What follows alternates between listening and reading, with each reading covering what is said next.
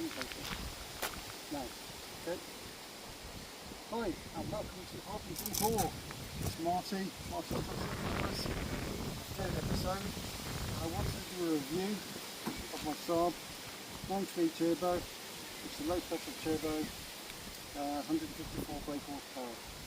It's basically the average ownership which I've done with it over 7 years. I bought this car on a bit of a whim really. I looked around at other cars, but this one was fairly local to me, but I've kept with it ever since then. This is called I've done an awful lot to it. I've kept all the records, if I can just show you.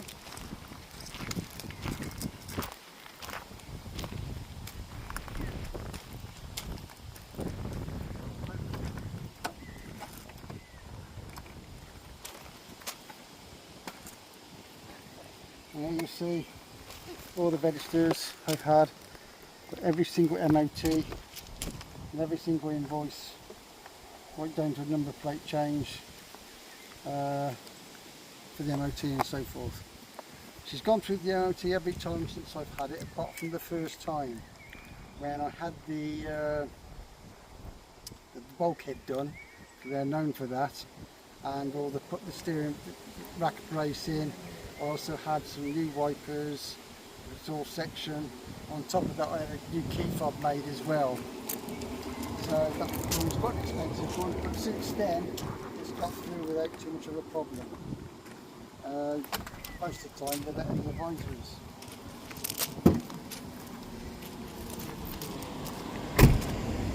If you've ever considered buying one of these,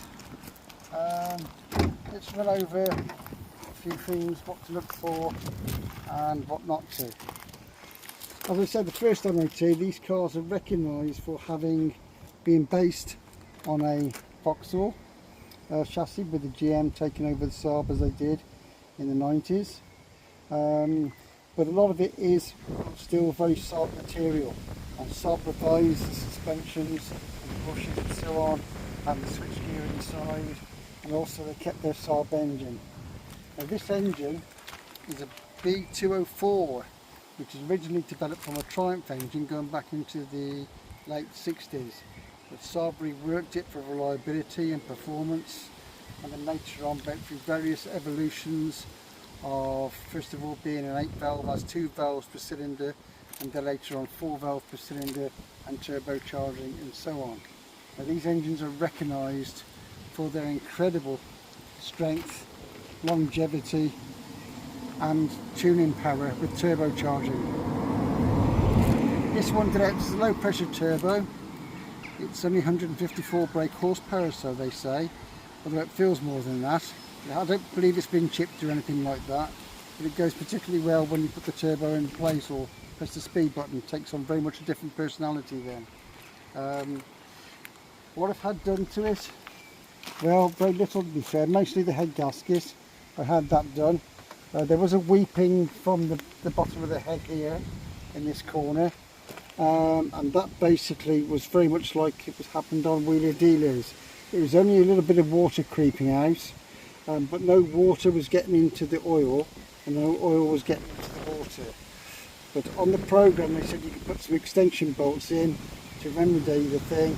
I actually went the whole hog and had the head skimmed, valves all reset and everything else, new head gasket and so forth. So it was all done that way by this Saab. She's been as good as gold ever since. And the other thing with these cars,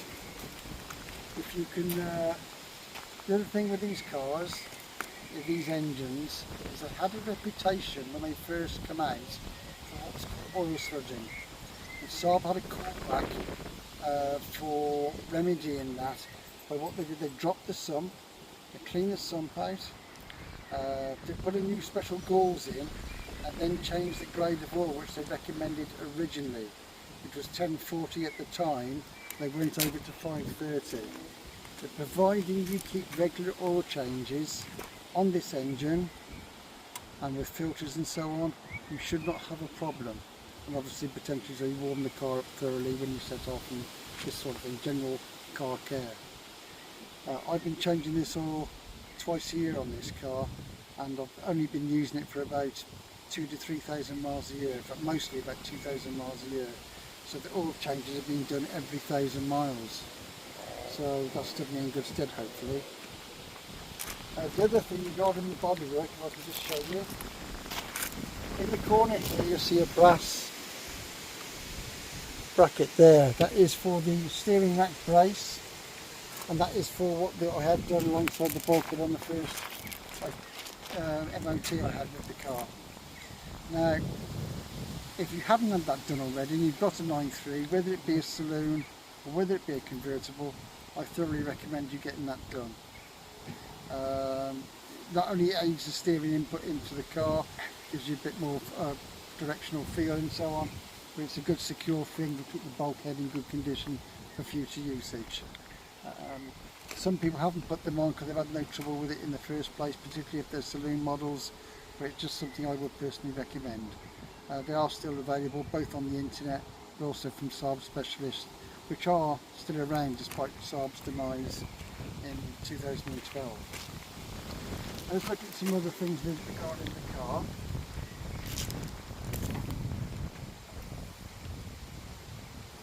Let's have a look. I can show you there. Okay. We've got headlamp wash wipes, they come on. Obviously when you put the lights on and you've got the washers on at the same time, they work perfectly well. And regarding the interior, I'll just take the phone off Joe here.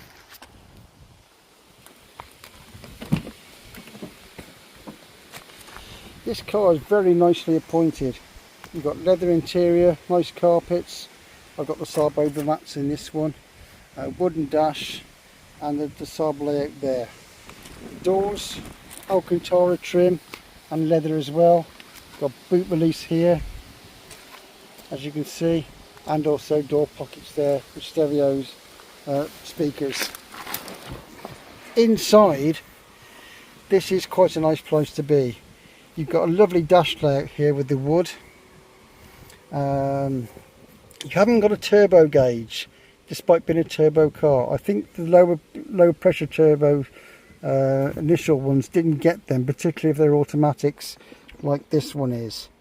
I don't know why that is, but I know the later the cars with the high pressure turbos have the turbo gauge in. But you can see this is mostly Saab switchgear.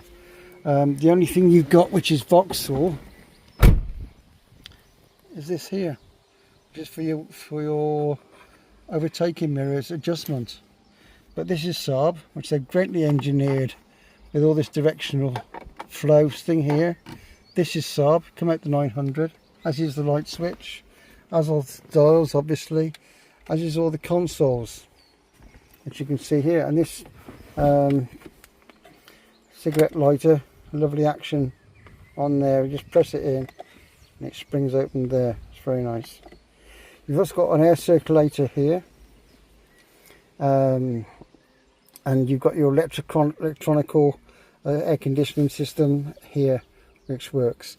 These sometimes pack in not because of the operation, but because of the pixels inside. So I've had the second-hand one put in here, and that works perfectly well. I've also replaced this. Now, funny enough, I only did this recently, and what basically happened, I replaced this one with another second-hand one off eBay. It was supposedly working properly, and it is, as far as all the display is concerned. But one thing I noticed was I wasn't getting the tick on the indicators, nor was I getting the warning beep for the hood operation. And so what I did, I had to have the speaker switched from the old unit I had into the new one. There's a little minute speaker which is attached to the printed circuit board. Yeah, and that's just you know, just a bit of an issue there. But I actually found a guy in Kidderminster who did these electronical units for modern cars, and he kindly did it for me for about £25. That's basically it. The other thing, I've had a couple of clock springs in here. The first time the clock spring went,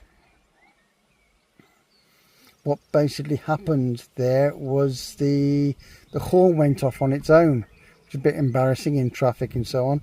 So I just detached the horn at the time and put the new one in. I've recently had yet another one, only this year, and on that occasion what I found was happening was that I couldn't get a horn operating from the steering wheel, nor did the stereo controls mixed. On the here they didn't function at all. So I put a new one in. I'm glad to report that's all going very well. Another thing I've had done on the engine was the cartridge that you saw in the middle, which I will let you know about.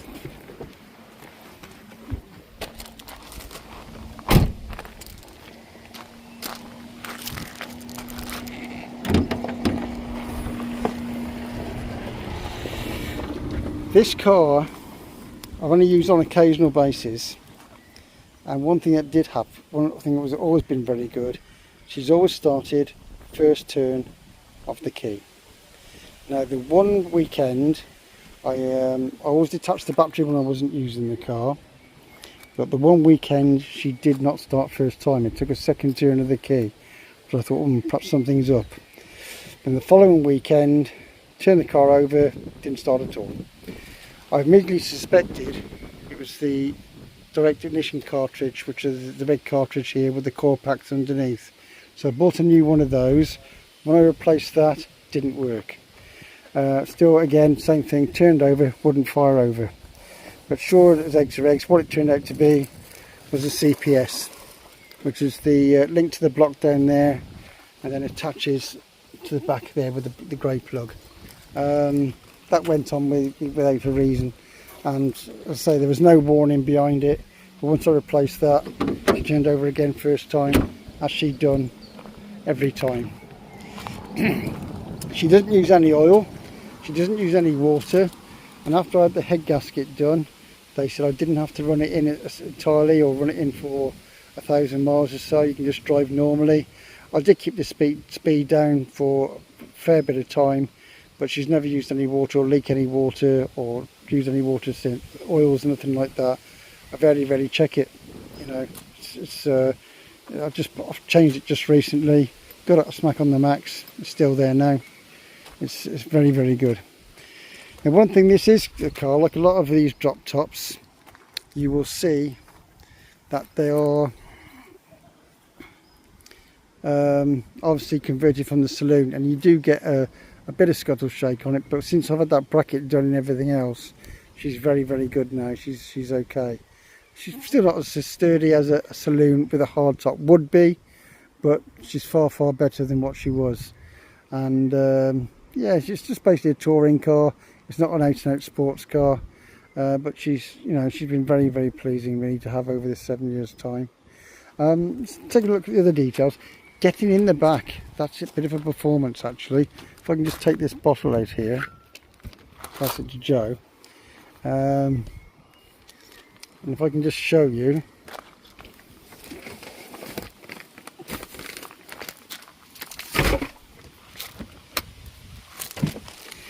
Getting in the back is not so easy, I must admit. You do have to sort of squeeze yourself in, even though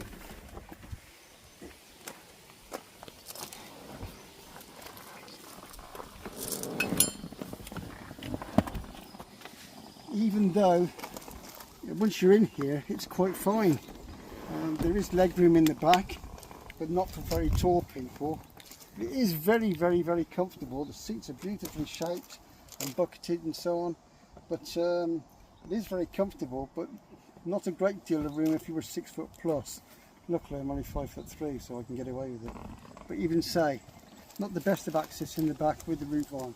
When the roof comes off, which we'll show you in a minute, it's far easier to be fair. But ducking in under the roof line is not the best.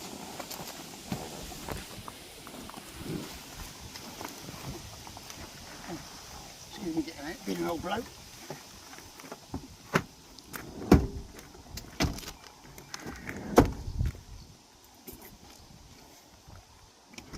You've got a convenient boot lock here.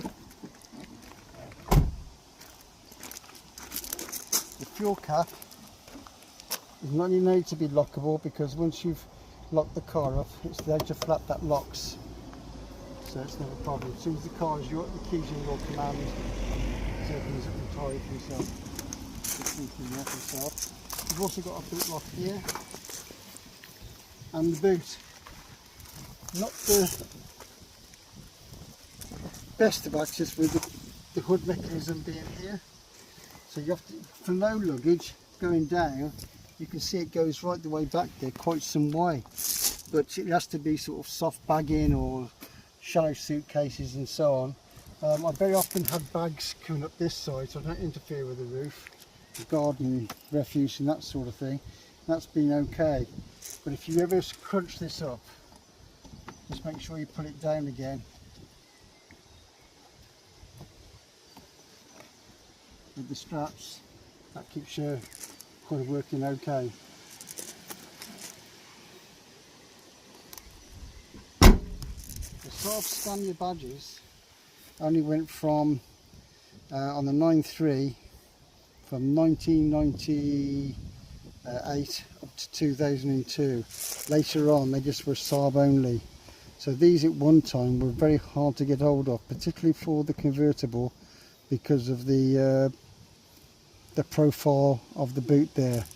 I had a hell of a job getting them for a while. People were asking really crazy money, like £100 or so for a badge. I remember offering one guy on eBay, I'll do it for 90 quid sort of thing, knocked a tenner off, but I decided not to go there then. But about 18 months later, we managed to get them for about £30, which wasn't so bad. I haven't looked since what they're going for recently, but yeah, this is a good old tool. One thing you notice about these cars, despite the fact it's made so safe on a box of product, there's still a lot of solid quality there. The dashboard and everything else is really solid. It's far better than a lot of Japanese stuff and stuff like that. There's a lot of quality there, even to take into account German cars. It's still just as good as theirs, if not better. So there's still a lot of quality built by Saab there. And that's basically what they were about, just making a car very, very thoroughly, which is one of the reasons, of course, they went bust. That was their profile, that's what they did. Let's show you the hood operation. You step back a bit, Joe.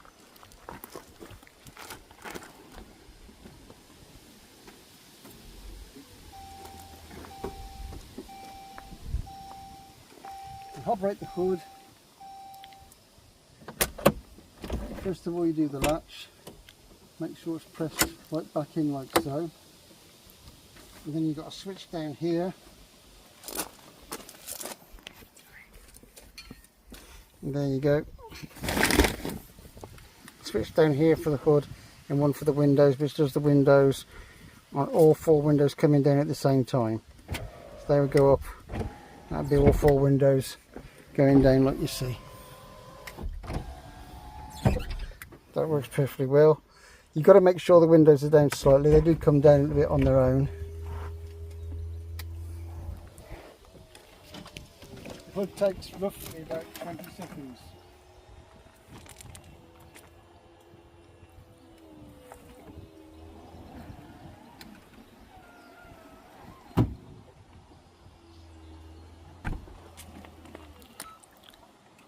And you hear that little beep. It signifies that the process is completed. It does the same way when you bring the hood back up. Once the hood reaches final movement at the top, you get the little beep again to signify that. Then you just redo the latch accordingly. Okay then, what we're going to do now, I'm going to take it for a little drive later on. I'll get Jo to film me, and I'll show you what she goes like, because this car, a lot of people say these cars don't handle. Some people say these cars aren't that fast. Really? We'll see. But this car regularly gets, I regularly get on this car 30 miles per gallon without a problem at all. I had 40 miles per gallon down the motorway, 65, 70. It averages out in the early to mid 30s. That's not a problem. Around town, I say I get about 25, 26 if it's a lot of town usage. But generally, that's the fuel consumption outlet. Always run a on super unleaded, whether it be SO Supreme or whether it be Shell. Super unleaded, one of those two. She will run on 95 octane, but you've got to be very careful with the ethanol in it, that it affects your fuel lines and that sort of thing with certain ages of cars. So I've always used the super unleaded. Okay then, thanks for tuning in. I'll see you down shortly and then we'll go for a drive.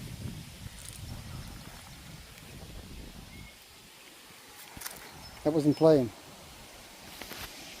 That wasn't playing. Oh it is, oh it is, yeah. So what I do as a starting procedure,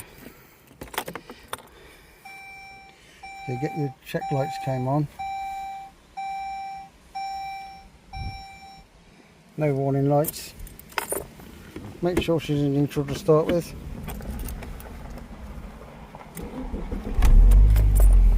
And there you go. This car sounds mutually very, very quiet. You can accelerate with the car very quickly using the turbo at low speeds and get up to the legal limit, and the car barely goes above 2000 revs. It just hums along very, very quickly and pulls very quickly. You haven't got the sudden surge of a turbo at high revs and everything else like a big turbo will be. It's more linear performance, but it's much more nicer in some respect, although in outright terms, obviously the bigger turbo cars, which went from 185 brake horsepower, 205 and even 235 brake horsepower for the Vigan, which was a bit of a hooligan's car, as you can tell. Once I've started the car,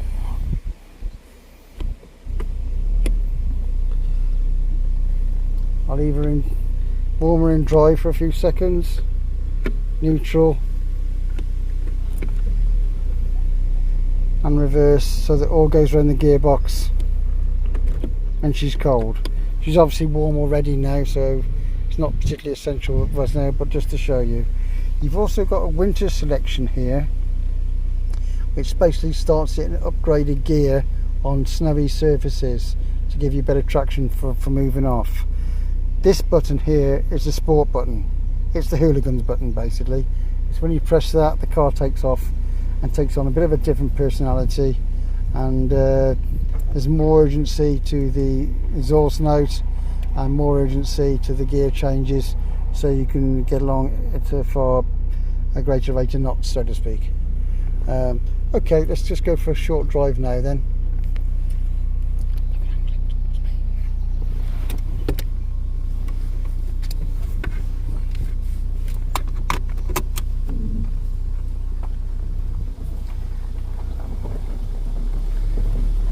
A bit of a single lane here, so take it steady. The steering is very nice. Now I'm used to Alfa Romeo, Fiats and Lancias from my past, and ideally an Alfa Romeo has got better steering than a Ferrari back in the day, in my view, and I've driven 308 Ferraris, and I also thought the Alfa Romeo steering was far better. I said Lotuses were very, very good because they're that much faster on quicker react on the steering than being a lighter car anyway. But Alfas I think is very hard to beat in terms of steering feel. This car doesn't feel overly assisted. There's no buttons to make it even more assisted at parking or anything like that, but it's just basically feels about right. There's a bit of weight to it. You've got a big wheel anyway, so you've got a large turning circumference there, radius, but so it didn't get the impression of being a very tight, heavy steering sports car. Once on the move, it feels just right. It doesn't feel as though overly light, and at parking you have to put a bit of momentum to it yourself, but again it's just weighted very, very nicely. Now the indicators, as I say, we've got a little speaker in the top unit here, the Saab information display, the SID unit as they call it, and it actually comes through the speakers. that tick was missing when I had the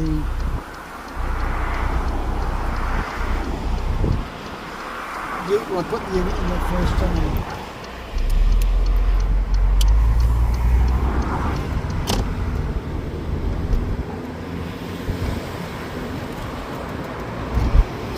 Revs, say again, 2,000 revs, not even top gear, 1,500 revs, 30 mile an hour. She just hums along like this.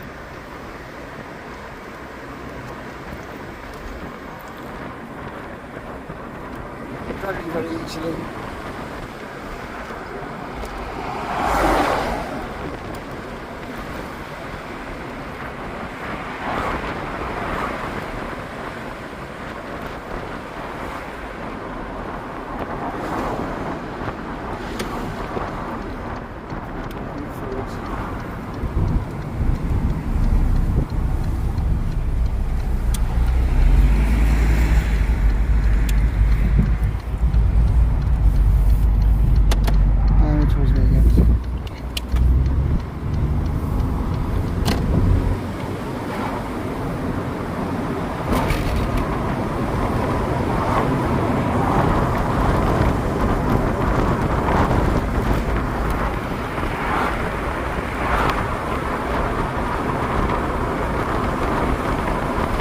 More wind noise than engine noise. Just hear the hum from the exhaust, and that's it.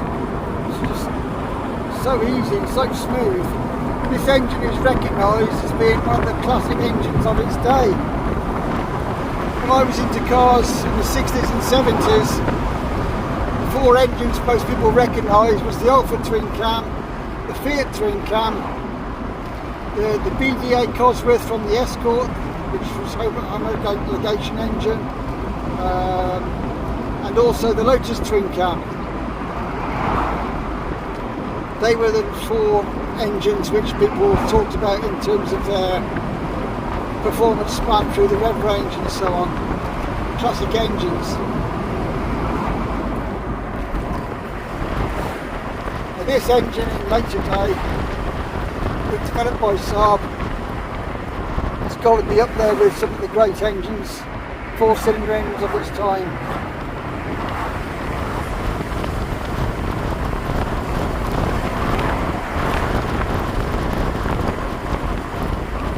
Just hops along so easily. Very, very impressed with this engine, very impressed. Still wondering that the Vauxhall people clamour to get hold of it. You can't just bolt it with a turbo and get 200 brake, 300 brake quite easily with that ultra new internals.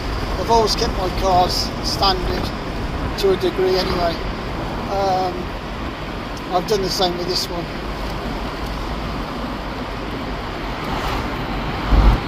The other thing with this car is whilst the suspension's built on a Vauxhall car, Saab did modify it a little bit with the bushings and so on, and you have got a different ride quality.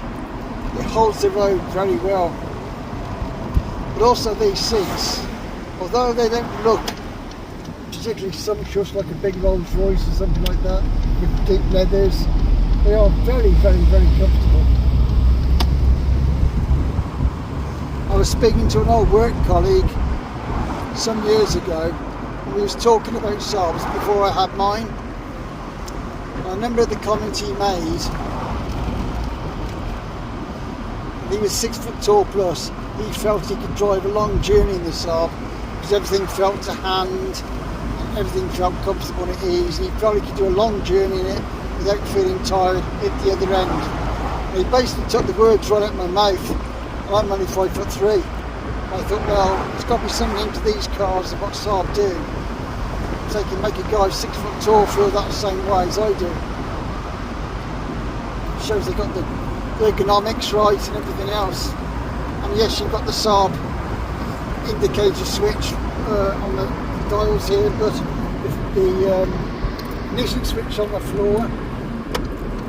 And of course you can't take the key out until you put it in park position if you've got an automatic, or in reverse if you've got a manual car. You soon get used to it anyway, acclimatised to these things.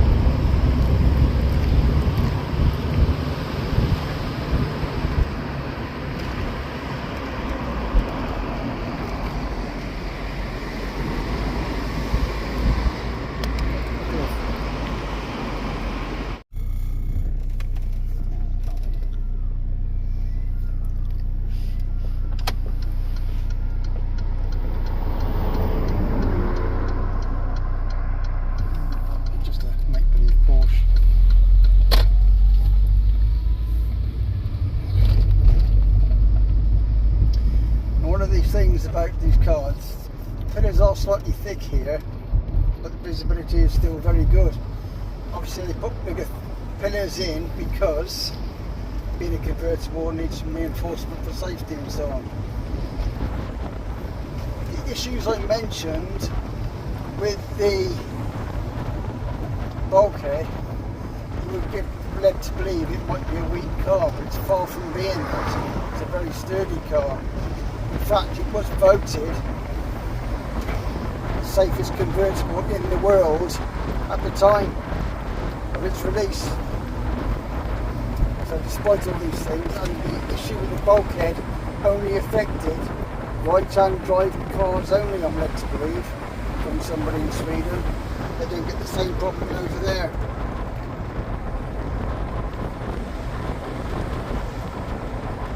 Why that is, I don't know. Something in the design. So I get steady through here because the animals coming through. Occasionally you get deer and so on running into the road. Budgies and so on.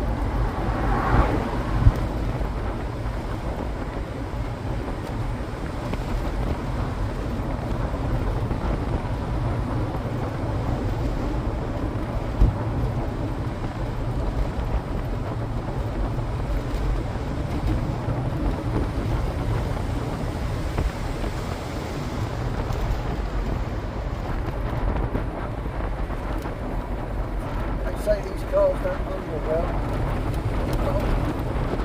Don't handle too badly at all, to be honest with you.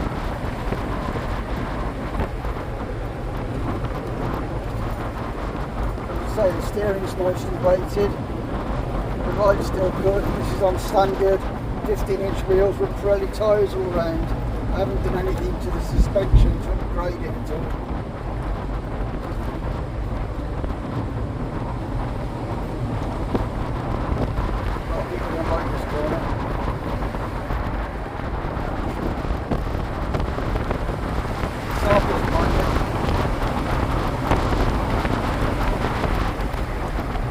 Just to excite things a bit, press the sport button, and you can do that.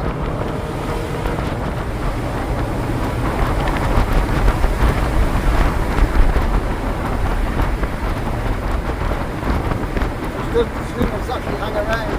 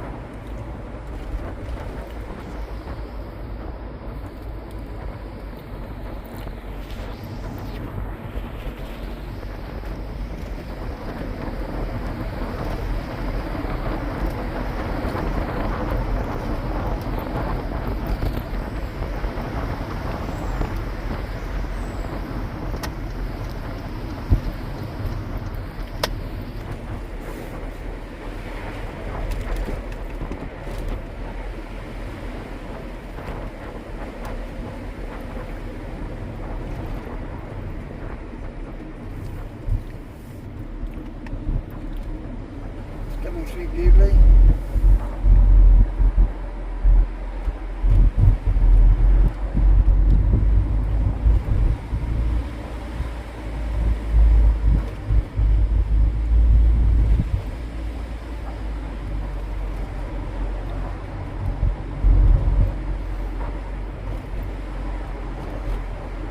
This SID information panel, the Saab information panel, or SID as they call it, is very good actually. It's quite accurate. I once had, it's getting 28 to the gallon as I say, I once had 6 miles left to get some fuel. I was stuck in traffic over a bridge.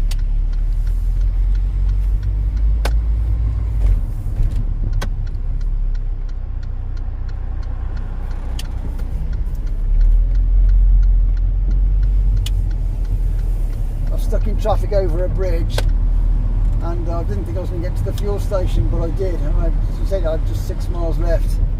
But yeah, I was grateful for it being accurate. I must admit at the time.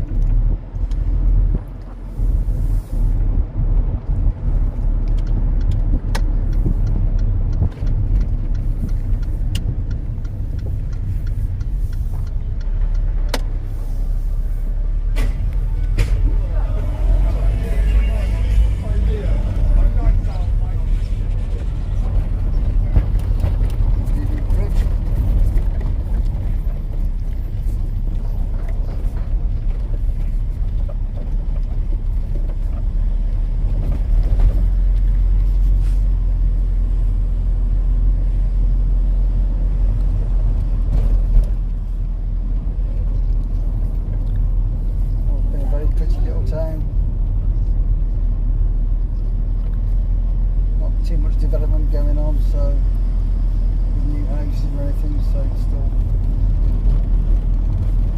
traffic was.